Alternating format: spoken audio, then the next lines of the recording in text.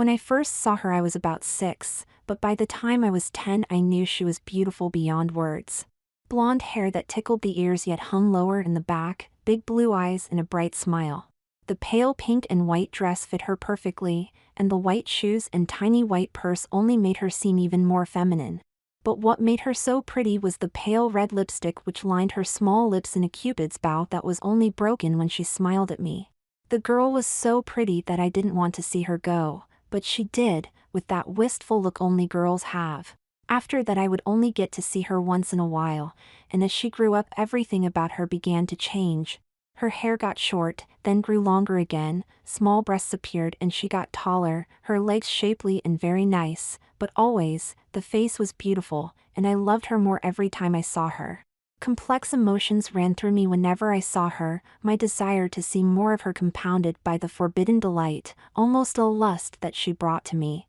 Torn between the lust and the forbidden, I kept pushing her away, except when I could no longer stand it, then beckoned her to come out for the few stolen hours we would have together. As we both got older my ability to push her away grew weaker and she visited more often, daring the fates and putting me in great danger, but I could not resist her, and always succumbed to her need to visit. She had a name of course, but I never said it out loud, and while she always used my sister's clothes, she always chose what looked best on her. It had been almost 3 months since I had seen her last, yet I had been able to put her out of my mind until I felt that stirring deep inside, and knew that she was about to arrive one more time, tempting the fates once again. On Friday night my parents, as always, left for the cabin, leaving my sister and I home alone. Audrey had a date, and that left me home all by myself, which is when she chose to arrive. She selected the dark green skirt with a white blouse, pantyhose and low black heels plus a bra, then went to my room to get dressed. She always took about an hour to get ready and 20 minutes to get dressed, but when she was done and I saw her standing there looking back at me from the mirror, I knew it was worth it. From her blonde hair to the elfin and feminine face, down over her breasts which had become a bit larger to her trim waist, then down to her shapely legs perched in the heels, she was still beautiful, and I loved her. I shook my head and she shook hers, I raised my hand and hers went up as well. She was me, and I was her. The name I had given her came to my mind, a name so soft and feminine that you would know it was perfect for her. Jennifer, I said aloud, the very sound of it gave me chills, and I muttered her middle name, Elaine. For the first time ever I put the camera on the tripod, set the timer, and stood there long enough for the camera to capture her beauty. I took several more, then downloaded them to my computer so I could review each one, still startled by how much she looked almost like me. I had not noticed it before, yet there she was, her smile so demure, the posture just right, and with her hair brushed out like that, I had thought she looked different. I erased the pictures from the camera and put it away, ready to let her leave, only she wanted to stay, so I let her. When she wanted a soda I resisted, but with her constantly nagging me, I gathered my courage, eventually giving in to her, and walked to the kitchen, my heels making noises on the hard floor. I was positive the noise was loud enough to notify the neighbors she was out of the small bedroom.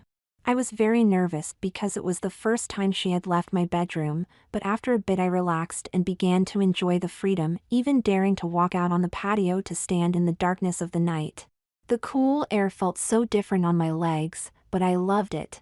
I woke out of my reverie only when I saw a smooth feminine hand come to rest on the railing next to mine.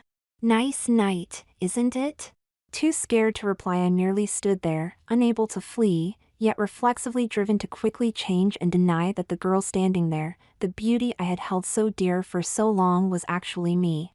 I dared not turn my head, instead, I was gripping the railing so hard my fingers hurt. Hiding is hard, isn't it? Hiding the truth from yourself and others robs you of your self-esteem and maybe even the love of your family at crucial times. Distrusting them isn't the answer, is it? I said nothing, then I felt her hand on my chin, pulling me so that I faced her. My mother stood there, calmly looking at me as if it were the most normal thing in the world for her son to be dressed as a girl. Let's go inside, maybe I can fix your bangs a little better. Stunned, I let her take me inside, then stood in front of her as she used a brush to fix my bangs.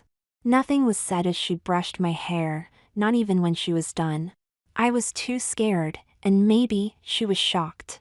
She and I both knew that 15-year-old boys do not normally dress like girls, and certainly, they don't like it, but there I was, all dressed up, standing in the bright light of the kitchen, right in front of her.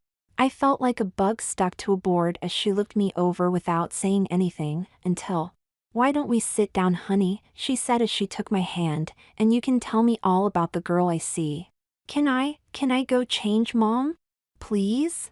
No, dear, I want you to sit down so we can discuss this. I sat down across the table, my hands on my lap, bowel churning away, threatening to expel, my shame so large that it took all my effort to stay there and not upchuck.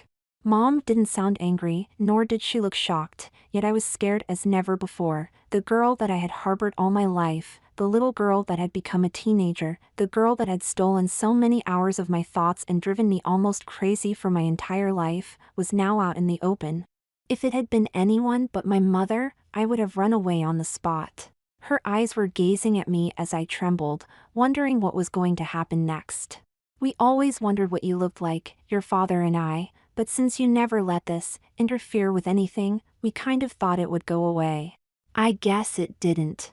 Mom paused, then, "With a little help you would look stunning. Did you know that?" I shook my head no, unable to bring myself to speak. "So," she started again, "what do we do now?" "Let me go change, Mom." "I promise, I'll never do it again, ever." "I'm sure that you feel that way right now," she said quietly, "but after playing dress up for so long, somehow, I don't think that you can just quit, do you?" It was just, I almost cried, a game. "I'll quit. I'll never do it again." "I cannot," Mom said softly, "accept that, since we both know it's not true. You'll try it again, certainly maybe not very soon, but sooner or later, whatever is driving you will demand it, and you'll get all dressed up again." Then what? Another round of denials? Mom sat back, put her hands on the table, then smiled. "Audrey would be very angry with you, especially since I only borrowed her clothes, Mom. I never tore them or anything." What I was about to say, Mom went on, was that if she knew that her brother was just as pretty as she was, I know that she wouldn't like it very much, not after being named prom queen anyway. Pausing, "How about this? We'll let you dress up, and I'll even help you, but in return, you have to quit hiding from everyone. For instance, if you're dressed up and it's time for dinner, then we'll expect to see you, just as you are, at the dinner table. We won't make you go outside, not unless you want to, and we'll promise not to let anyone tease you. Since your father is waiting for me to call him, why don't we take a little time to fix a few things, then I'll call him, and he can see just how pretty you are for himself." "Not in this lifetime," I told her, "I can see it now.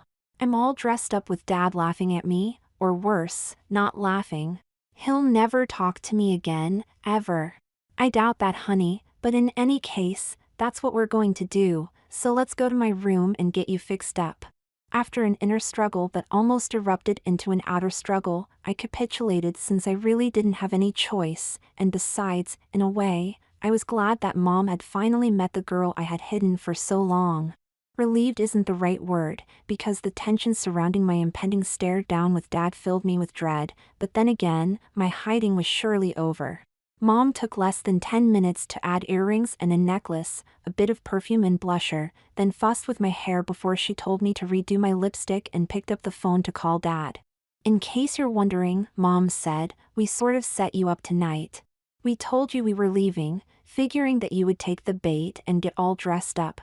Now we can face this together and come to an agreement." Sitting in the family room waiting for my dad to see me dressed like that had to be just like waiting to be executed. You knew it was coming, you knew that it would be deadly, and also, that there wasn't one thing you could do to stop it. In a few minutes I heard the car drive in and felt myself tensing up almost to the point of tears. The door opened, and I saw him. Tall and husky, exuding everything masculine that I lacked. He turned his head and looked right at me, then he stepped into the room and stood close, just staring at me. My dad is tall, well over 6 foot, and strong as an ox, while I am the same height as my mom and sister, about 5 feet 7 inches or so. He has a strong face while I look like Mom. Other than the obvious, we don't have any physical character traits that are alike. Your mother said that you would do this, he said sourly, but I told her that she was wrong, that you wouldn't get all dressed up. I told her that my son didn't want to be a girl. I guess I was wrong. He sat next to Mom, then. Does this mean that? What does this mean anyway? Is this how you want to dress? Like a girl? Dad was just as confused as I was. I knew that I wanted to be a girl, but I also knew that it wasn't going to happen as long as I was a teenager. I wasn't going to go to school dressed that way, that much was for sure, but still, how did I answer him? If I said yes, I want to be a girl, there was no telling what he would do. Clearly, he was disappointed in me. I had shattered his dream that I would turn out like him, but there wasn't any way that was going to happen. I'm not tall enough, and I don't meet the weight requirements for the teams at school. Dad, like me, didn't understand what was making me dress as a girl, and while I enjoyed the relief it gave me, he sat there with complete disbelief on his face. Mom said that they had both known for a long time, which is why I couldn't figure out why he looked so shocked. Honey, Mom said to Dad, I think it should be obvious that we have is a son that wants to be a girl, which is why she always comes out when we're gone. We all know that you wanted him to play football, or maybe basketball, but we all know why he can't, so let's not dwell on that. What we need to do is let. Turning to me, I'm sorry, honey, what do you call yourself? I remained silent, afraid to admit that I did indeed have a name for the girl they were looking at. Tell your mother, Dad said strongly. Jennifer, I squeaked out. What we need to do, Mom went on, is let Jennifer feel as if she can trust us. That's why she never talked to us about this. Maybe we can have an outing together? We can go somewhere safe, like the museum? Or the zoo. Then we can all find out just how sincere Jennifer is about this. Dad did not look pleased at the prospect that the three, maybe even the four of us would be together somewhere with me dressed as a girl, while I started trembling at the very thought of it. I had barely left my room, and now Mom wanted to meet to somewhere? Like Dad, I wasn't eager to try that, but Mom had that look on her face, so we both knew that sometime soon, even though she said she wouldn't force me, it was very likely that I would be outside the house, dressed as a girl, and Dad was going to be there with me. The moment our eyes locked when he walked in the house, I wanted to disappear, just vanish into thin air and make the nightmare go away. The disappointment in his eyes tore through me like a bullet, tearing at my soul, virtually ripping out any connection we ever had. That hope he always enjoyed, the one which would catapult me to the ranks of a member of a sports team or a tall strong son, became nothing but a disconnected series of unrealistic dreams that bore no semblance to the truth, my size, or even my own dreams. I love my father, and really did want to be rid of the girl within myself and be more like him, yet no matter how hard I tried I could never achieve that goal, and sadly, by the time I found myself sitting there in front of him, dressed like a girl, I knew that I probably never would. I settled for studying instead of sports, computers instead of strenuous workouts, becoming a girl rather than withhold my desires. I was at the top of my class scholastically, yet my dad had always acted as if there was something missing. He never said it, of course, yet I knew, and so did Mom and my sister, that I had not turned out quite as manly as he wanted, and to prove it, there I sat, completely dressed as a girl, which for him was the ultimate slap in the face. What more do we need to know? Dad asked, saying it with disdain in his voice. It's obvious enough to me, our son wants to wear dresses. That much is true, Mom said. It's certainly obvious that Jennifer likes to being a girl, but the question of why isn't quite as clear, is it? When Dad didn't say anything, tell me, she said looking right at Dad, what if Jennifer were here to stay? What if our son decided to become a girl, a real girl, completely, physically? Would you still love her? Or would you push her away? Of course I would still love her, Dad said a bit vehemently, she's our child after all. Then, Mom said, you have an obligation to let Jennifer find out if this is what she wants. With a sigh, I can't say that I'm thrilled about this either, but if this is what was meant to be, then we have no choice but to let Jennifer find herself, and if that means that we help her, then we have to do just that. I had sat there silent, listening as my parents debated whether I should start dressing as a girl, and if they were going to help me. As much as I wanted that, I was unable to bring myself to say anything for fear that my admission would ruin any chance I had remaining with my dad, no matter how slim. For her part, Mom seemed willing to at least tolerate my dressing, even though I knew that she didn't like it either. There was no telling how Audrey would take it, but she was already in college and we rarely saw her, so maybe she wouldn't say much. I could only hope that was true. We all sat there silent, each of us trying to cope with our own disappointments, which were written on our faces.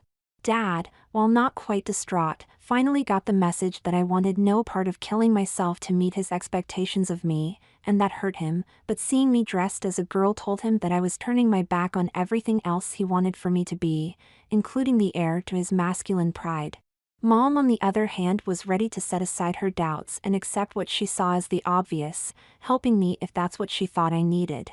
Lastly, I was torn between my lifelong desire to become a girl and my shame at hurting my parents. One might think that by just refusing temptation I could reclaim my position in the family, but the demon that dragged me to this point had been with me my entire life, and I had come to love her. The way she looked and smelled, the taste of the lipstick, the tension of a bra, all told me that she was right. I was a girl on the inside, but the boy wearing the dress was hurting those I loved the most. Sadly, I simply couldn't resist the girl inside. Finally, Dad asked me to stand up, and for the first time he saw all of me. I heard him draw in a deep breath, then watched him as he went in the kitchen. Without waiting, I ran to my room, stripped off the clothes and took a shower, trying to wash away the guilt I felt. Leaving the clothes in a heap on the floor, I went to bed, pulling the covers over my head, a childhood reaction to the fears that stalked me. There wasn't any monster spray that would make Jennifer go away, and even if she paused, she was waiting to attack me another time, and the damage was already done. I had become less in my parents' eyes, and worse, my self-esteem had sunk to a new low level. I was a 15-year-old failure, and the tears in my eyes did nothing to make the painful lesson go away. I was so tense, so exhausted when I got up the next morning, that I shook, knowing that I would have to face my parents and once again see my failure written on their faces. I slipped on my jeans and a shirt, then padded to the kitchen where Mom was busy making breakfast. With a quick glance, she set the waffles on the table, then poured some orange juice into my glass. Silent, I was hoping that she would forget the tragedy of the night before, and life could go on as usual. She ruined that dream as soon as she joined me at the table. "Your father and I talked last night," she began, "and while he is disappointed, he now understands why you never even tried to be more like him. I didn't have to explain to him that physically, you didn't have what those sports demand of boys. He already knew that, but he always hoped that you would fill out more as you got older, but that never happened, did it? He ignored the truth so he could hold on to his dreams, until last night, that is. I always knew that you were dressing up, and I thought that you would look nice as a girl, but he didn't have a clue, so when he did see you, he went into shock. I wasn't kidding when I said that Audrey would be jealous. You are a beautiful girl, which is of course why your father went directly into denial last night. I told him I would ask you, because we both said that we wouldn't force the issue, but we want to take you out to dinner tonight, as Jennifer of course. Let's see if you really are the girl you say you are." After the ugly thoughts I had tried to sleep through, I wasn't anxious to give my dad another shot at making me feel like a fool, so I shook my head no, but Mom said that she really thought that I should reconsider, then told me that we would have all day to get me ready. I admit that going out as a girl was a very long-held dream of mine, and now, with that very promise in front of me, I was more than scared, I was terrified. "We'll do your hair real nice," Mom said, "and I'll help you a little with your makeup, then we can select the perfect outfit for you. It might solve a lot of the problems you and your father have to work out, so I want you to think about it, honey." I went to my room, put my shoes on, then went outside. The clear, crisp morning air felt good, and as I wandered down the street I happened to see several of my friends headed for the practice field. As a group they were laughing and confident, willing to test their manliness against others or to satisfy some unknown primal urge from deep within, something they were willing to confront. I knew most of them of course, but but we had little or nothing in common, so our paths rarely crossed. Yet as I watched them, I thought about what was driving me, also an unknown urge to prove something, just like they did. I stood there watching as they rounded the corner, wondering why they could find the courage to test themselves and I couldn't. Their desire to prove themselves on the gridiron or the basketball court made them feel manly and strong, then brave enough to hide the hurts. As I watched them swaggering towards the school, some in uniform, I envied them. They had the courage to find whatever truth they sought. Did I? I ambled down the street deep in thought, the center of my focus fixed on what my mother had suggested. If she were right and I did agree to her absurd plan, I had to be sure that my father and I could find a way to heal over our mutual disappointments. I was on the corner wondering what to do when I saw Katie out washing her car. The only word to describe her is wow. She was the girl I wanted to be, and as I watched her I wondered once again if Mom was right. I turned to go back home, which is when I decided that I also had to confront that great unknown that was driving me. Dad and I had to find our own truths, and we had to do it together. I went back home, walked in the kitchen to talk to Mom, and saw both Mom and Dad sitting at the table. "When do you want to start?" I asked Mom. "We can begin now if you like." Dad looked up. "Does this mean what I think it does?" I slowly nodded my head yes, then. "I can't help it, it's driving me crazy. I have to know, Dad, we both need to know, don't we?" With my eyes welling up with tears, he spoke. "Okay then. To be very frank about this, I don't like this at all. It's not like I haven't heard of this before, boys dressing as girls I mean, but I just never expected my son to be one of them. However, if what your mother tells me is true, and as much as I don't like it, I can't see that we have any choice, do we? We might as well face this now rather than later I guess, but I'll expect you to accept whatever happens with good grace and humor. What I mean is, if we see someone we know, I don't want to see you trying to hide. I want you to be yourself, and that's all, but just so you understand, we both agreed that neither of us will put you in any situation that will embarrass you. Okay?" I said yes, then Mom and I went to my bedroom where, after a short argument with myself, I showed her my pitiful collection of stuff. She left for a moment, then returned with some bubble bath, gave it to me, and told me to take a bath in it, shaving everything I could reach as well as I could, with a casual reminder not to nick myself. I took the stuff and disappeared into the bathroom. About an hour later I emerged squeaky clean, my skin hairless as I could get. Wrapped in a towel I was mortified when Mom began rubbing in a sweet-smelling skin lotion, telling me that it would make my skin softer, so I stood there and let her continue. When she was done she left the room so I could get at least some clothes on, but first, she handed me a pile of things. Sorting through them I found new panties and quickly pulled them on, noting that they were a little tight, but that worked because that helped me hold things in the right place. I slipped on my robe, gathered up my meager collection of makeup, and went to find Mom. She took me into Audrey's room, then sitting at the vanity, she watched as I began to apply the foundation, making a few comments about the way I put it on. When I reached for the eyeshadow she stopped me, handing me the powder, telling me to use it. I had never used powder, so I was a little shocked when, after hitting my face with the puff, I looked almost ghostly. But after brushing away the excess, my face looked much better than I had ever managed, and couldn't hide the grin that popped out. I had always used bright colors for eyeshadow, but Mom showed me how to use softer colors which made me look better, such as a light green with gray, plum and tan over that. I had never used more than one color, but she showed me how to blend the colors, telling me that by blending I created a better look, and she was right.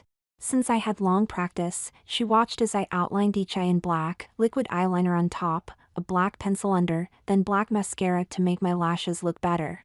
When I was done I went back to my bedroom to finish getting dressed, slipping the bra on, fastening the clip in front. I opened my dresser to get my birdseed breast forms, but they were gone. 2 small boxes lay there, so I took them out, opening the first to see what looked like a breast. Audrey used those when she was about your age, honey. She didn't develop quite as fast as the other girls, so she used these to help Mother Nature. Now they're yours. I quickly slipped one into each bra cup, then sat on the bed to pull on the pantyhose. Once I pulled them to my waist, I dug out the padding I had made and stuffed them into my panties. The padding, nothing more than cotton batting that I had cut into small oval shapes that I could move and set right where I wanted them, which gave me hips and a rounder bottom. Mom grinned at me when I was done, and smiling back, I shrugged my shoulders, then reached for the skirt I had on the night before. Once I had it on, Mom handed me a thin white top, watching as I carefully slipped it over my head, then took me back to the vanity. I watched in the mirror as she used only a few rollers, but after a good dousing with hairspray, she started with a curling iron, making my hair a series of tight curls that looked randomly placed to me. When she was done, she began to brush out my hair, teasing a curl here and there, then brushing again. Within minutes she had created a very feminine hairdo for me, like some that I had only dreamed of creating. "Put on some lipstick, Jennifer. I'll get you some earrings and a bracelet, then we have a few errands to run." Errands? I asked myself. Nobody said anything about errands, but as Mom walked out of the room, I saw her turn and smile at me, which told me that she had a plan, and I might like it, then again, I might not. I put the earrings and bracelet on and stood there waiting as Mom looked at me from head to toe. Then she opened the door and motioned me out. Pausing because I had never been outside, as in go somewhere, anywhere, I had to recall the image I had seen in the mirror in order to get my feet to move before I walked into the kitchen.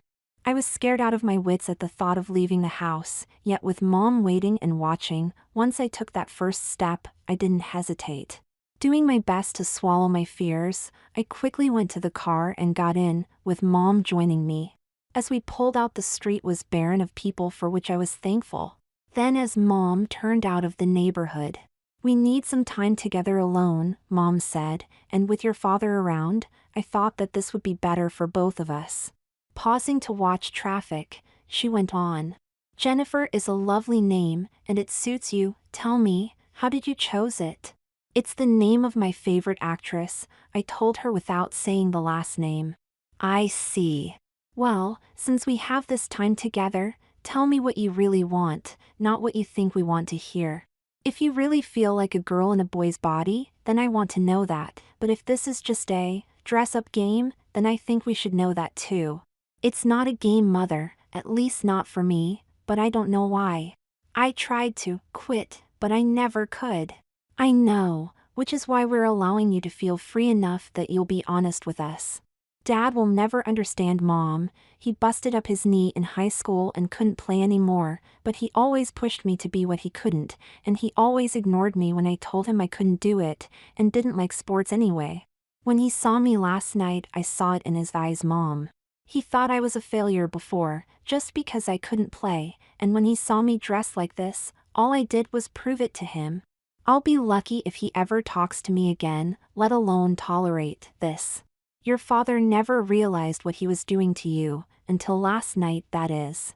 Yes, he is hurt, and yes, he doesn't like seeing his only son wearing dresses, but he is also blaming himself for not trying to understand you better. He doesn't hate you, he just doesn't understand why any man, or boy in this case, would want to become a girl. In his world, men are manly and strong while women are weaker and unable to do many things. That's a crock, of course, but he was raised that way and can't easily change how he is. I know for sure that your father was shocked more by how you looked than the fact it was you, honey. He never once thought that a boy could be pretty, so it never occurred to him, until he saw you, that is. Jenny, he told me later that you look almost exactly like your Aunt Kathy did when she was younger. He told me that everything about you was so feminine that it scared him to think that his son was actually the girl he was looking at. He wants me to go somewhere with him so he can embarrass me, Mom. I like being a girl, but I'm not going to. I can't let him do that to me. I have to go to school here for another 2 years, and as bad as he wants me to be a musclehead, he'll do anything to make sure that he gets his way. He's always been that way around me, so why should I think that he won't do it now? Hell, I had the highest scholastic average in the school for 3 straight terms, and all he did was insist that I add to it by joining the football team. He can't accept the fact that I'm not like him, and I never will be. Stop that, Mom said suddenly. Your father isn't going to try and embarrass you. That wouldn't solve anything, and might make things worse for all of us. It's true that he made mistakes in the past, but seeing you last night has caused him to wonder about a lot of things, not the least of which is the way he treated you. Softening her voice, Jenny, the only person that can help him understand what's going on is you. Somehow, you two have to find a way to come to terms with this, but you'll have to be the one that makes the first move, because your father doesn't know how. Tell him how you feel and what you want out of life. Tell him, but do it as Jennifer. He needs to see that even as a girl you have a lot to offer, and you have to let him know that wearing a skirt doesn't mean that you don't care about him, yourself, or the rest of us. I said nothing, wondering if Mom was right, but facing my dad like this was just above being eaten by a shark on my list of things to do, yet maybe she was right. I knew that if I did get Dad alone for a talk, I couldn't be an ultra-feminine airhead or just a boy in a dress. I would have to be like Mom and Audrey, just a normal person that happened to be a girl. "Ah, here we are," Mom said as she turned in. Looking up I saw a glass-fronted building without a sign on the door, so I had no idea what kind of place it was. "I was curious," Mom said, and looked it up on the internet. "I found this place, called, and found out it was very close, so I brought you here to get fitted. I think you need it for your own self-esteem." Get what? Something that I didn't even believe existed, but just looking at the few pictures I saw, I thought that if it wasn't really expensive that getting you one would help you understand yourself a little better. Now then, let's go inside and see if what I think is true. Mom never did tell me what it was that she saw, but quickly got out of the car, waiting until I joined her. Taking my purse in hand I got out and followed her inside.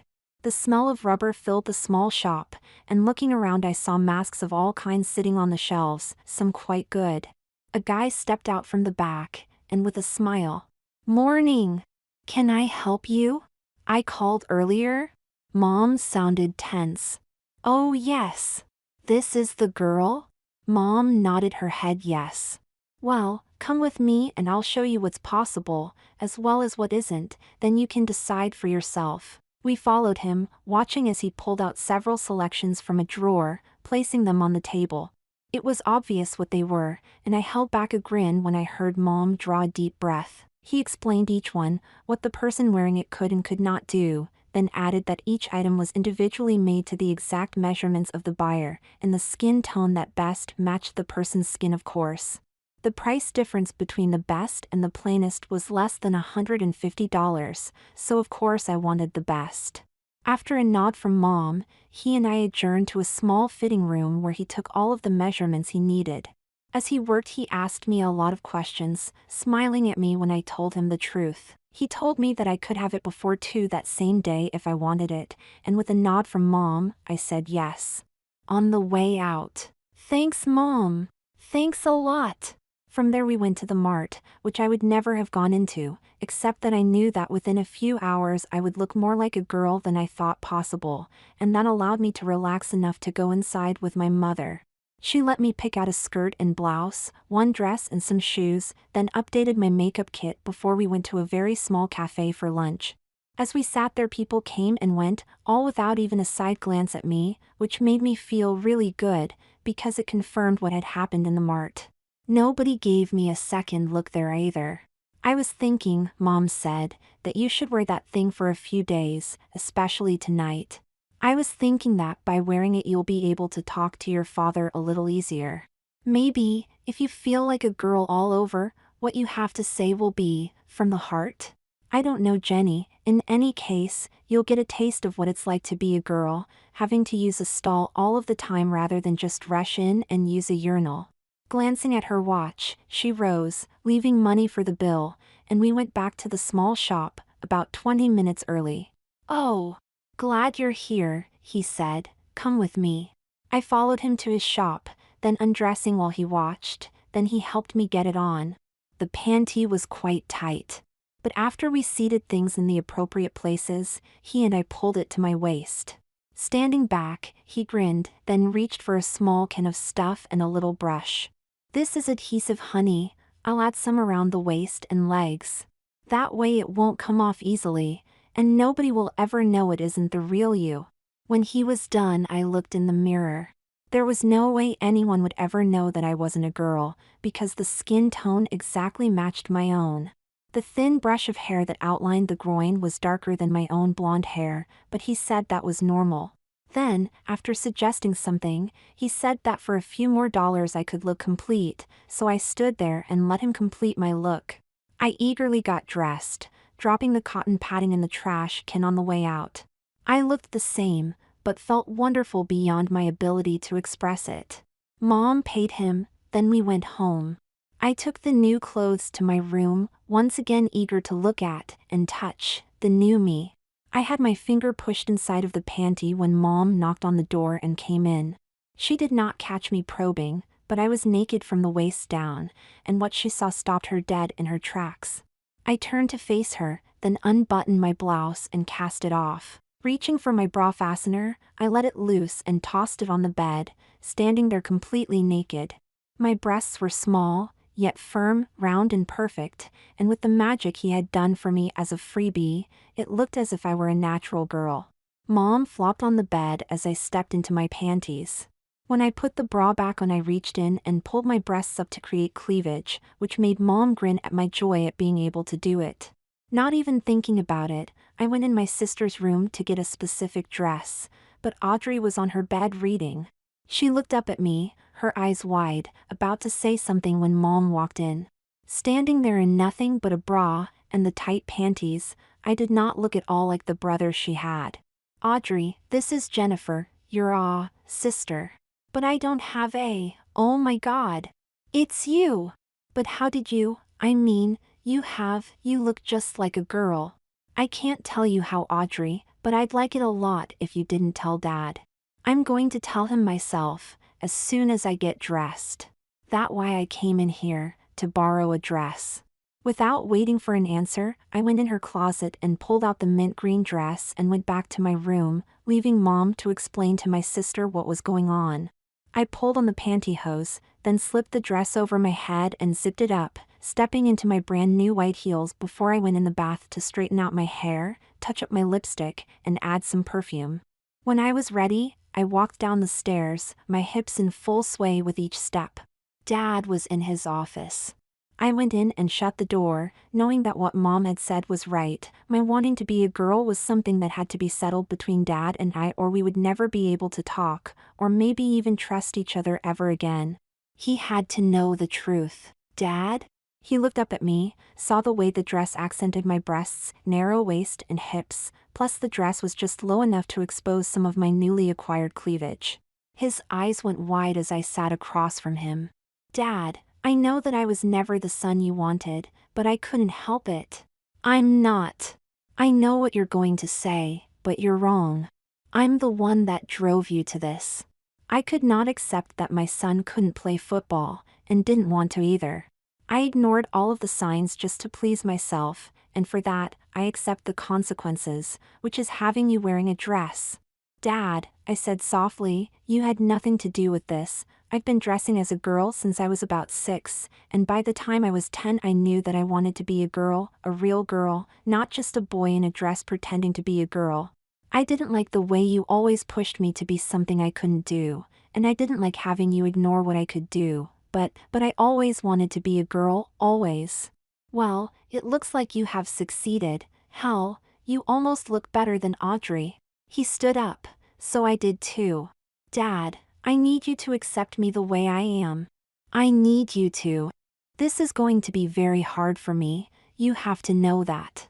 You are the male heir, the one to carry on the family name, my only son. Now you want me to just ignore all that." Pausing, "But I cannot refute the obvious, can I? If I say no, you'll just do it in secret, then move out the first chance you get, and where will that put us? I want you to know that regardless of what you may think, I have always been proud of you, even if I was an ass about it, but this is different, isn't it? You say that you want to be a girl, and while you look very nice, have you thought about what this will mean, and how hard it's going to be on all of us? If I wanted to, I could take this dress off and prove to you that I am very serious about this, Dad, but I won't, not unless you tell me to anyway. Let's just say that I am a lot more of a girl that you realize, and yes, I know this is going to be hard on all of us. But all you have to do is tolerate it while I'm the one that has to try and live with it. What do you mean, you're more of a girl than I realize? What have you done to yourself? Have you been taking drugs or something?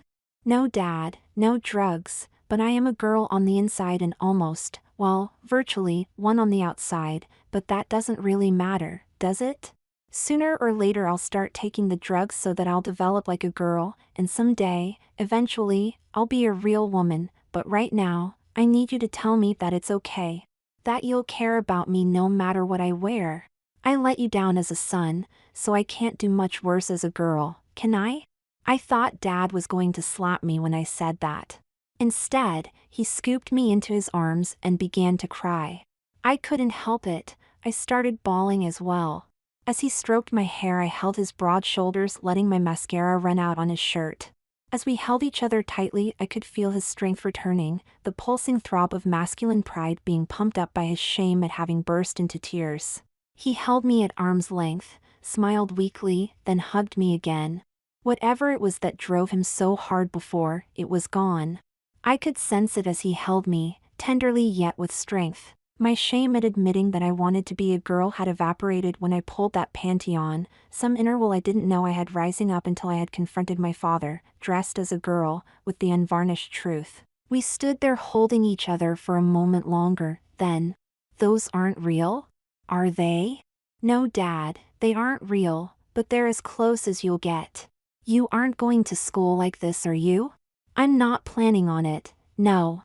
"Is that what you're wearing tonight?" "I don't know, Dad, I'll have to check with Mom."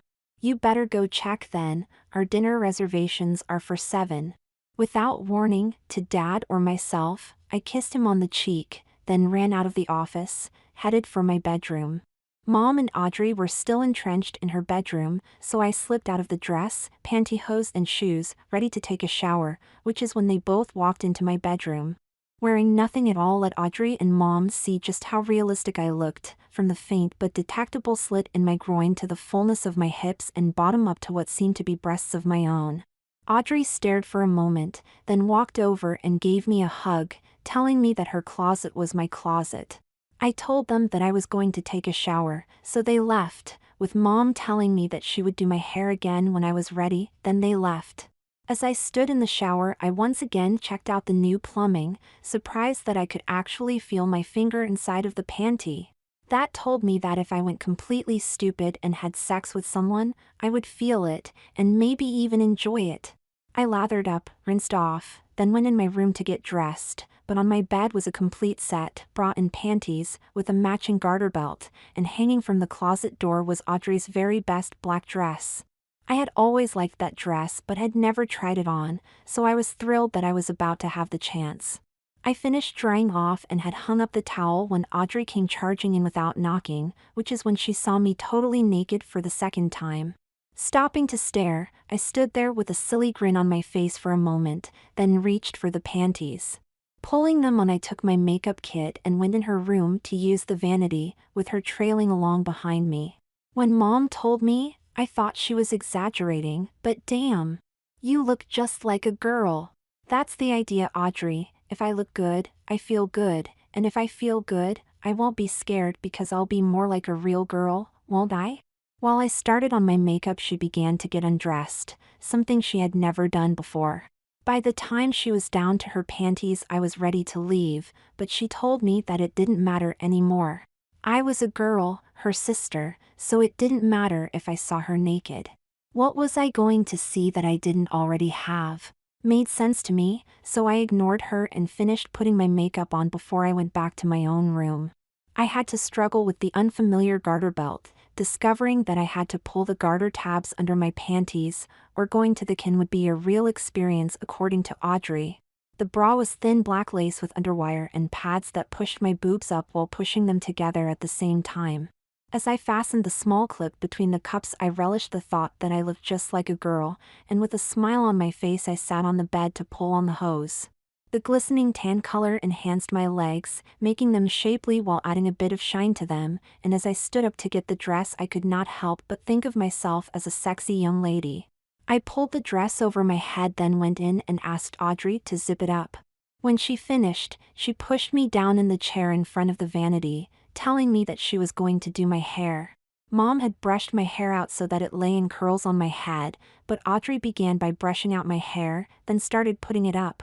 As I watched, she attached a small black hair clip that had small rhinestones on it. Since it was like a tiara, it was on top of my head, but not the focus. When she was done, the way she did my hair made me feel like a princess. I had trailing tendrils of hair that hung in curls, bangs that almost came to my eyebrows, and a long sleek neck. I bought these to go with the dress. Maybe you would like to wear them? I don't have pierced ears, so I can't wear the earrings, Audrey. I'll fix that, she said, and within a few minutes, she had pierced my ears and I had black chandelier earrings with rhinestones hanging from my earlobes. The necklace matched the earrings, and sat around my neck like a choker.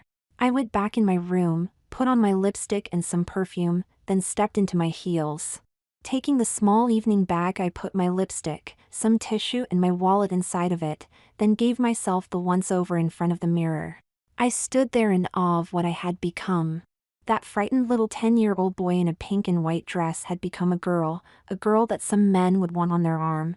I stared at her, smiling and happy that I had at last realized a dream, yet deep inside lay that dragon called fear, ready to lash out and take everything away. Prominent in my thoughts was my father. He said that he loved me regardless, and promised not to make fun of me, yet like me, he was what he was, and nothing was going to change that. Our relationship had changed forever, good or bad yet to be determined, but I knew I would try, and only hoped that he would too. I would know when he saw me. I heard Audrey go downstairs, so I waited a moment, then opened the door and stepped out. The dress had 2 spaghetti straps just wide enough to hide the bra straps, a fitted bodice that merely drew the eye to the sweetheart neckline of the dress, and the wide chiffon skirt which was just above my knees, and flounced out with each step I took. There wasn't a more feminine dress available anywhere. When I reached the foyer, I turned and saw everyone waiting in the family room. Audrey, as always, looked spectacular in her red sheath dress while Mom wore her royal blue dress with the pearls. Both she and Audrey were smiling, but Dad, wearing his charcoal suit, had his mouth open and his eyes wide as I walked in to stand next to Audrey. "Who is this charming young lady?" Dad asked. "I don't recognize her." I went to him, took his hand in mine, then kissed him right on the lips, something I had never done before, leaving a red smear on his mouth. Mom quickly wiped it away, then Dad told us to stand together, and using the timer, took a picture of all of us, as a family. Then he took several more of Audrey and I. Then we left for dinner at Dad's favorite place, the country club. In the past I would have fought every inch of the way if someone had tried to take me to the club dressed as a girl, but I was no longer worried, and in fact, looked forward to being out of the house again, especially looking the way I did right then. So, it was with a light heart that I got in the car, then later when we reached the club, I was the first one out of the car. I felt like a bird set free to fly with the wind, and stood waiting for the others before we went in the club. Audrey walked with me as we followed our parents, and I knew, right at that moment, that I was just as much a girl as she was. Dinner was uneventful yet pleasant, with Dad smiling, his usual gregarious self again. But more than once I saw him staring at me, the girl he saw a complete and utter opposite of the son he had tried to raise to be like him. Mom or Audrey would occasionally prod me to do something different, like the way I used my hands, but on the whole, I was having a great time. After dinner, Mom, Audrey, and I went to the ladies' room. Before we left, we all touched up our lipstick and began walking back to the table. Then Audrey was snagged to dance by an old friend of hers, so I took her handbag and went to the table. With just Mom, Dad, and I sitting there. "Jennifer," Dad said softly, "your mother and we have come to a conclusion. After watching you, and taking into account what you told us, we don't believe it's going to be possible for you to simply give up being a girl, attending school 1 week at a time, then trying to become a girl on the weekends for the next 2 years, especially not after seeing you tonight anyway. We know that you said that you could do it, and we're sure that you meant it, but we feel very strongly that sooner or later, you'll want to just say the hell with it and try to go to school as a girl. That might be dangerous, and certainly not in your best interest, but human nature being what it is, we feel that it's inevitable. Our concern about this doesn't take into consideration all of the times that you'll be so excited that you'll be exhausted, don't get all of the makeup off, make mistakes in how you do things, or any number of other things that will probably cause all of us great distress. That's on top of how the rest of the family is going to react to this. Mom put her hand over mine. Then, Jenny, what we are saying is that we now believe you. We believe you when you said that sooner or later, you would become a woman, so, if we believe that, then we have no choice but to try to find a way for you to be the girl you say that you are. I called, Dad interrupted, a friend of mine. His sister runs an all-girls school not far from here, and based on what your mother told me, and what I can see with my own 2 eyes, there shouldn't be any problems with you being discovered as a boy. She tells me that unless someone was very close to you, or a doctor, they would never know, so what we are suggesting is that we get you enrolled at a new school, maybe this all-girls school. I was stunned to the core. Of course, my parents had not only made a complete U-turn in just a few days, they were talking about arranging for me to attend school as a girl. I instantly had visions of cute little uniforms, but that was tempered by the fact that I might have to shower, play sports of some kind, which I hated, or even join several clubs, all populated with real girls. I had to swallow hard when I thought of all those girls, and me, a boy trying to be a girl. One mistake, just one, and I would be crushed under the publicity and ridicule. Before I said anything, "Honey," Mom said, "this is only an option, and while we think it's a wonderful option for you, we have decided that you'll have to decide for yourself. I can tell you that you'll be living at home while attending the school, so nothing will change there, and if you like, we can drive over there tomorrow so you can look around. All we're saying," Dad added, "is that as much as we don't like what's happening, we are willing to accept the obvious, but this will have to be your decision." Audrey returned to the table, her friend in tow, plus another guy. Looking right at me, she introduced him as William Ermintops, then sat one chair away, leaving room for him to sit next to me. After some inane small talk, he asked me to dance, but never having danced, not even with a girl, I held back, preferring to stay put. It was only when Mom gave me the look that I assented and let him take me to the dance floor. As it turned out, he was a very good dancer, and I had no trouble following his every move, especially the one that moved south so he could look at my boobs. I laughed inside, because for the first time, I became fully aware of the impact a woman has on a man. I didn't say anything, but moved slightly closer to shut down that avenue of visual delight. Nobody said much on the way home, and it wasn't until Audrey and I were together in my bedroom that she said anything at all. As my dress slipped from my shoulders. "Jenny, can I say something?" I shrugged my shoulders. "So, Jenny, Dad is, well, he's really confused right now. In his world, men don't dress as women, and they certainly don't become women. Men are strong and brave, they don't cry and they don't have sex with other men. Those are things that he uses to define himself, things that he doesn't know how to change. You threw everything he ever tried to teach you about being a man right in his face. Jenny, he did his best to get you to admire and become a man like him, because he doesn't know any other way. But now that you have openly let us all know that you want to become a girl, he is lost. He feels as if he failed you somehow, which is why you have turned your back on what he believes in." She spun me around so that we were face to face. "Jenny, I am a girl, and I can tell you that it's not always fun, watching the guys go off and do something else when you want them to be with you, always having to do your hair, wear makeup when you don't feel like it, go where they want to go, unless you want to stay home, and that's just to start with. You'll stand in line to use the can more times than not, wear clothes that you hate because your guy likes it, then turn around and wait on them, all without the slightest acknowledgement." Audrey sat on the bed watching as I silently hung up the dress, then went on. "I've known about you being into my clothes for years, and I even told Mom, but you always put things back, so I didn't make a big deal about it, but I'm used to having a brother, not a sister.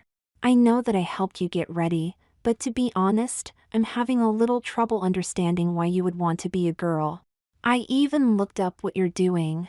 I need you to tell me that this isn't just a game you're playing on Dad's head. Is this what you really want? To become a girl? Audrey, you can't possibly believe that I would actually do this to pull a head game on Dad, do you? Can you make yourself believe that I would hurt all of you, maybe even break up the family, tell Dad that I wanted to be a real girl and possibly endangering myself unless it was true? I slipped the hose down my legs while glancing at her. I've always felt this way, Audrey, as far back as I can remember. You have to know that. How couldn't you? I wore your clothes, that's true, but only because I didn't have any of my own. I let my bra loose and tossed it on the bed, turning to face her. Look at me! Even without all this, I never was very manly, and we all know it. I'm skinny with almost no muscles, and believe me, I tried. I tried to be the son Dad wanted, but I knew it was wrong. I knew in my heart that someday I would be a woman, a real woman. I don't care about the rest of it, Audrey, guys are guys, and since I never fit in, not like Dad expected anyway, just how different will it be if I'm wearing a skirt? She sat there watching as I gathered up my clothes and put them in the hamper, silent as I stood there wearing nothing but the panties. I couldn't even smile when I saw my reflection in the mirror. The immensity of what had happened in just 2 days was so overpowering that my mind was reeling from the overload. Yeah, I guess you're right, but damn. You look just like most girls I know. Do you have any idea how scary that is? I mean, one day you're my nerdy brother, walking around in jeans and a sweater, and next you're a very cute little sister. Audrey paused while I slipped a nightgown on. Is it true? That Mom and Dad told you that if you wanted to keep on dressing as a girl that you could change schools? Yeah, to an all-girls school. I'm not so sure about that, Audrey. I mean, with all of those girls there, sooner or later, somebody is going to find out that I'm not a girl, and we both know how that would turn out. I would be lucky if they only ran my ass up the flagpole. I don't think so, Jenny. Most girls your age are still not as feminine as you might think. What I mean is, they're girls of course, but most of them are still caught between being little girls and becoming young women, and that means they will sometimes lapse into their little girl mode and get all giggly and shy. Other times they'll be perfect young ladies, looking all grown up and very mature, like you were tonight. What I mean is, they don't want anyone to see them naked either. In a few years that will go away, but for now, you'll fit right in since you're about as awkward as they are. But why did Dad change his mind so quickly? I mean, yesterday he was ready to disown me. Now he wants to send me to an all-girls school? Just so I can keep dressing this way? He has something else in mind, Audrey. Dad doesn't have it in him to just give up like that. Then don't go. He can't force you, but if you keep playing dress up on the weekends, sooner or later you'll screw up, and then what? If you're asking me, I'd do it. If what you say is true, then why not? Being around all those girls will give you a better outlook on what it's really like to be a girl, and I'll bet that if you're as sincere as you say you are, then it won't be long before you start acting like they do, if for no other reason than to fit in. Audrey, like Katie, was the kind of girl that I wanted to become, sexy and smart, not snobby in any way, always ready with a quick smile, and of course, she had a knockout figure. I slipped into bed with the events of the last 2 days churning around in my mind. I knew that Audrey was right about the other girls. I saw it every day in school. If I agreed to change schools, my life would change more than I could have ever imagined, in ways that I hadn't even considered before. Audrey mentioned guys, more than once, how they treated girls and so on, and while I admit that I had thought of sex, it never got very far, until my finger slipped into the panty. Knowing that I could was a very long way from doing it, and I simply couldn't imagine doing it. I did not view myself as cute, or even beautiful, maybe average at best, and on top of that, I didn't know much about being a girl. Beyond being able to dress myself and how to walk and sit, I was going to be lost. I once again had a hard night as everything tumbled through and around my mind as I tried to decide what to do, then how to do it.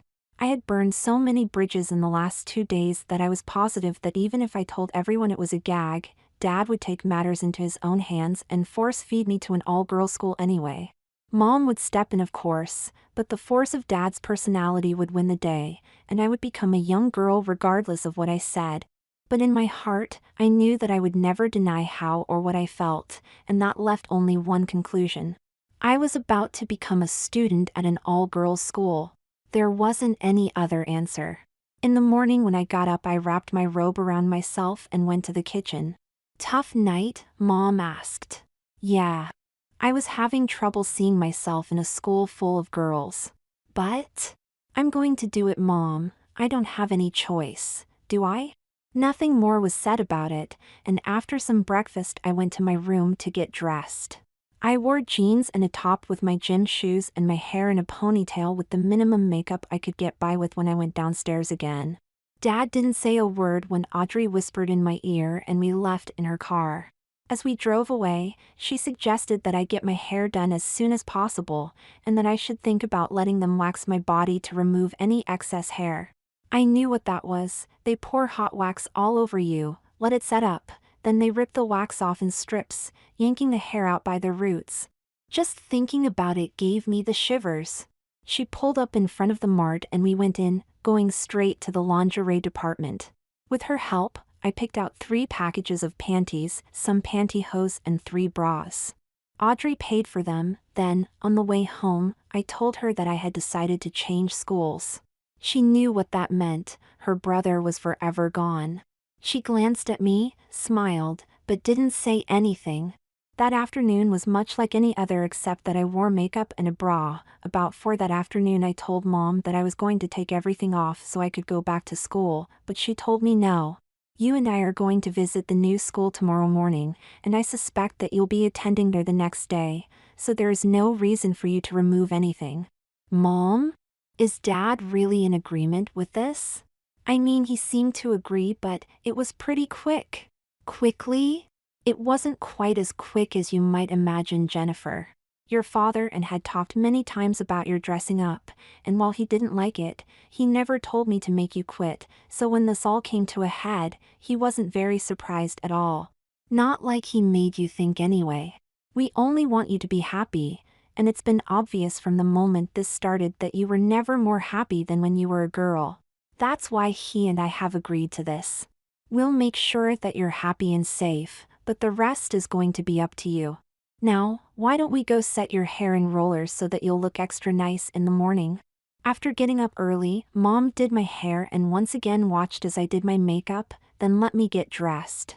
I wore a simple pleated navy skirt with a white blouse and navy jacket with my white heels. When we were ready, Mom drove us to the school. It wasn't as big as I thought it was, and it wasn't as crowded as I expected. The lady that ran the place was very businesslike and accepted my application without a word. Then, as soon as Mom gave her a check, I was handed a list of rules and places that I could get the uniforms. No mention was made that I was really a boy, so I was relieved about that. On the way home we stopped and Mom picked up enough uniforms that I had plenty of clothes to wear. 2 skirts, 1 sweater, 1 jacket, 4 blouses with ties, a pair of slacks and 2 dresses. The shoes had to be black, but that included sneakers, flats or heels, so Mom bought a pair of each. The skirts were pleated, black and tan plaid and were just above my knees. The slacks and dresses were tan, the jacket and sweater black. The ties were plain black. According to the rules, I could wear anything I wanted as long as it met the uniform code. I selected a skirt with the white blouse, tie and jacket with flats for the next day. It wasn't anything like I expected it to be. It was just like a normal school except there weren't any boys, and all sports were optional. I was accepted by the other girls rather quickly, but after a few weeks, I began to understand what Audrey was trying to tell me. Brushing out my hair every day and putting on makeup grew to be a chore rather than a privilege. Plus, I had to shave every other day or risk exposure because of my light beard, although I didn't say anything for fear of having someone say I told you so. About 3 weeks after I started the new school, Mom took me back to see the guy that had originally set the appliances in places. After some discussion, he redid everything, which was the first time I had seen my manhood in almost a month. It not only looked strange, it felt strange. Once he was done, She and I went to a very fancy salon where, to my great horror, I was told that I was about to be waxed clean, the girl told me. Mom merely patted my hand, telling me we all suffer in the name of beauty, and I think it's time for you to start, don't you? I didn't scream, not once, but my skin felt like it was on fire every time the wax was yanked away. It took a couple of hours, and I'll admit that when she was done, my skin was flawlessly smooth, and after she rubbed in the lotion, silky soft as well. Then my hair was cut and styled, set in a soft perm to make it easy to take care of yet look very feminine. Figuring I was done, I looked for Mom, but she wasn't anywhere to be seen, so when I was taken to the manicurist's station, I didn't resist. My nails are very thin, which meant that I could never have longer nails, although I did file them the best I could. The girl took one look at my nails and shook her head before she removed all of the polish and began cleaning, filing, another cleaning, then acrylics were added to my nails to make them both thicker and longer. When the stuff set up, she filed them down, buffed the tops, then added a color, letting me pick it out. Since nail color wasn't banned at school, I chose plum, but asked her if one nail, my index finger on the left hand, could be done in black with a diagonal tan stripe across it. She said yes, so that's how my hands looked when she was done. Mom loved the look, but Dad didn't understand the one fingernail done differently, so I had to explain it. See, it's sort of a signal. All of the girls that have completed a sort of test get to wear this design, and that tells everyone else that they have. I passed the test about a week ago, so now I get to wear the design. I'm on the insiders list now, Dad. Isn't that great? What kind of test? A personal kind of test. You're not going to tell me? I can't, Dad. It's supposed to be a secret. I guess it can't hurt. You seem to be adapting well, Jenny. How is it? Great. I love it, Daddy. I'm so glad that you let me change schools. I'm glad you're happy, he said while sounding stoic. I went to help Mom make dinner, relieved that Dad had not pushed me to tell him more about the test. You see, in order to be in, you have to be able to prove that you're not a virgin by pushing a toy up inside of yourself, with at least one other member watching you. Carol was my witness as I slipped that thing into the panty, proving that I was not a virgin. But that was a secret, and I wasn't about to tell anyone that. Just having Carol see me do that removed any doubts that any of the other girls might have had, and secured my status within the school. As a junior, there were many younger girls anxious to achieve and join in, so the design on my nail told them that I had made it to the in crowd. The problem, of course, was that Dad told me that I wasn't going to be able to date solo until I was 17, just like my sister. Time seemed to fly by, and too soon it seemed. Christmas break arrived. It was the one time I loved and dreaded at the same time. I like all of the pageantry, but it was also the time when all of our relatives arrived, some from far away. When they saw me, I knew deep inside that the fur was going to fly, especially from my Uncle Greg. He's a dyed-in-the-wool old-style men are men and women serve them kind of guy. He has nothing but disdain for gays, blacks, Jews, hell, almost everyone that isn't just like him. His wife, a mousy woman named Flo, almost always faded into the background when they were together. I had not heard her say more than 200 words in my entire life. They have 2 kids, both boys, one of them my age. The eldest is in jail for armed robbery, and the other one, Mike, is headed the same direction, so I knew that it would hit the fan big time the minute they found out. Then there were both sets of grandparents, of course. Mom's folks live in Florida and Dad's in Arizona, which meant that Audrey and I would be staying together, thankfully, while Mike and his parents stayed in my room. I was so wound up by the anticipation that I even asked Mom if I should become my old self while they were with us, something that I really didn't want to do, but in the interest of family. Not on your life, Jennifer Elaine. This is our house, and you are our daughter. If they don't like it, they can leave, but you will not, repeat not, under any circumstances, hide.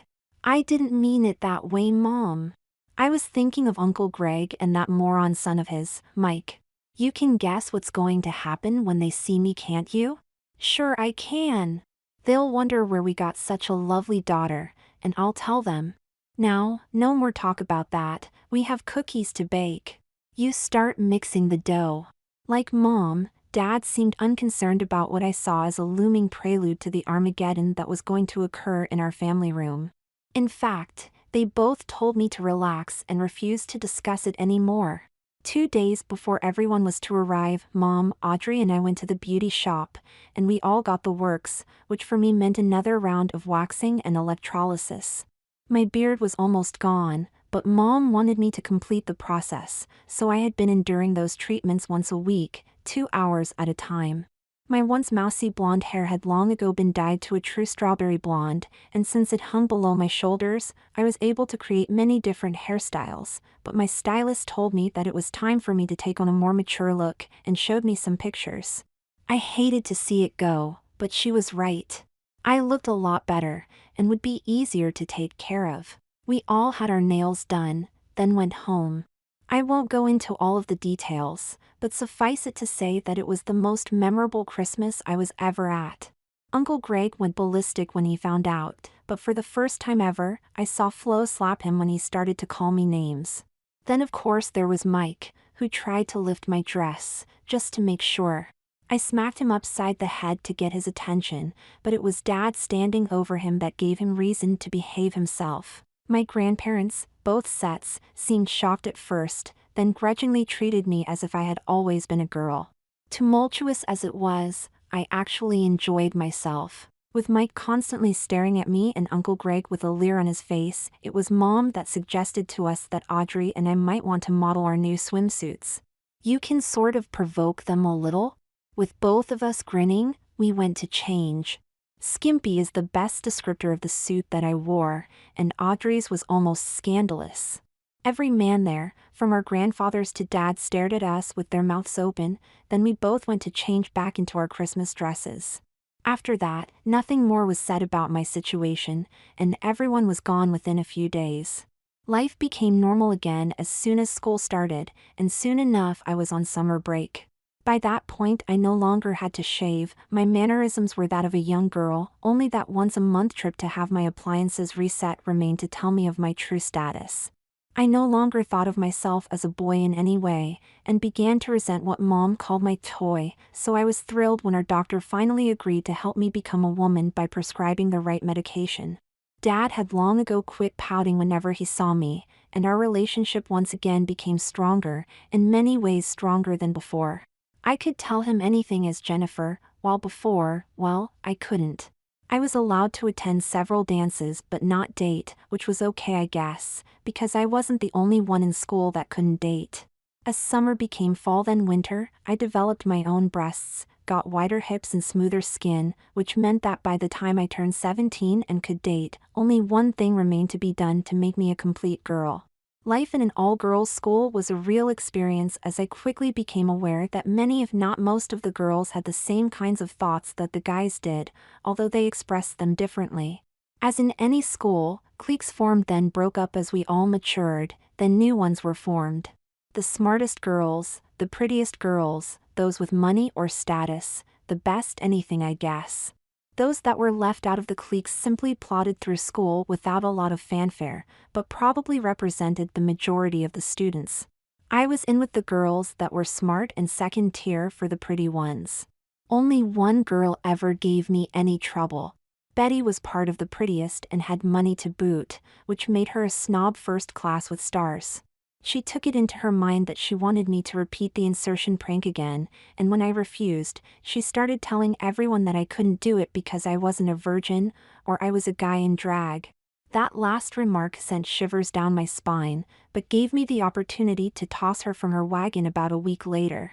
I was changing to use the pool when she and her tight little group walked in, so, completely naked, I turned to face her.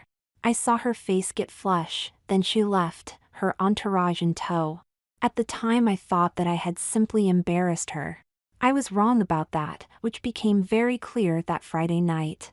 Betty asked me to join her for a girls' night out, forgetting to tell me it would be just the two of us.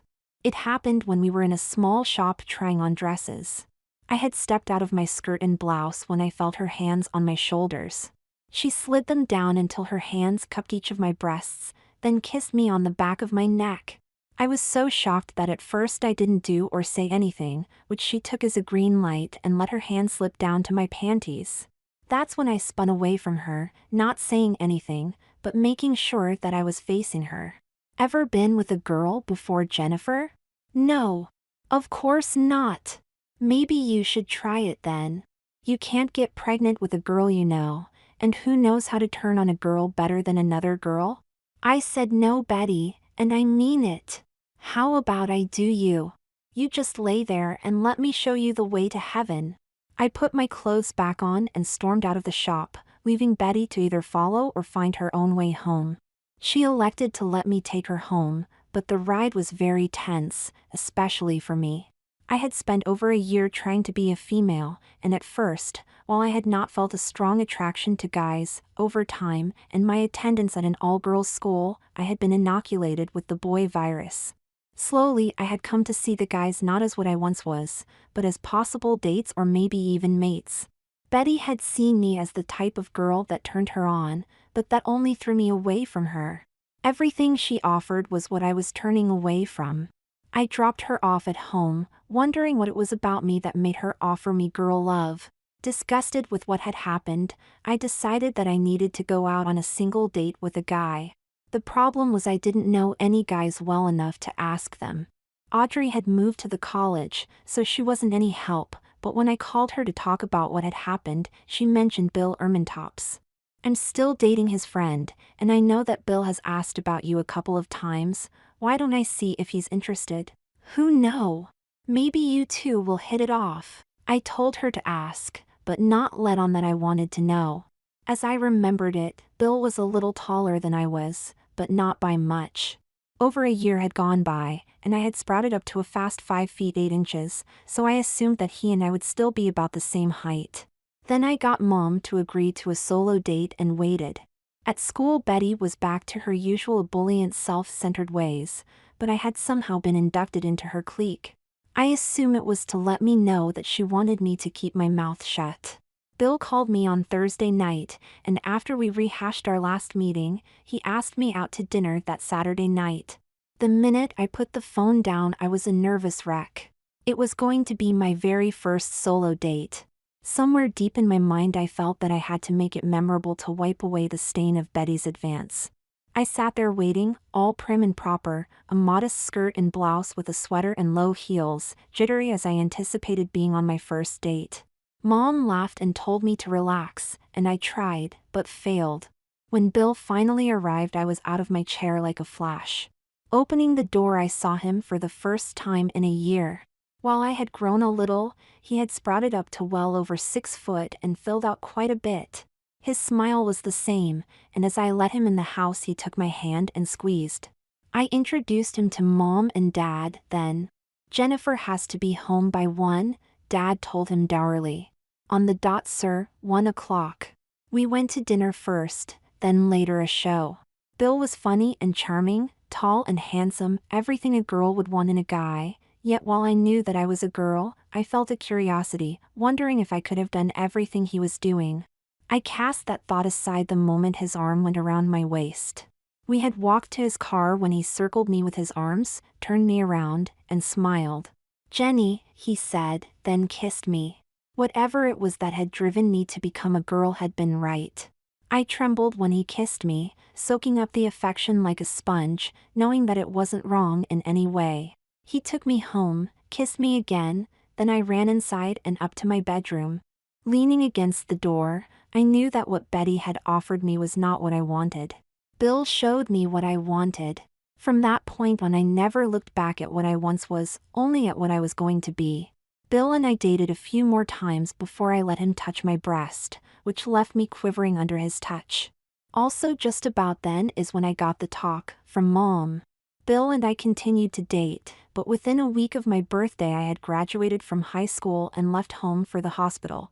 When I emerged, I was the woman I always wanted to be, sore but complete.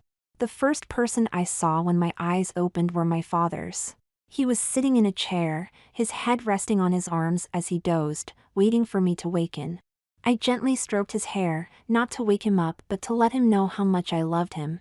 As much as he hated my becoming a girl, he had managed to find the strength to let me be myself, even helping me find out what the truth actually was.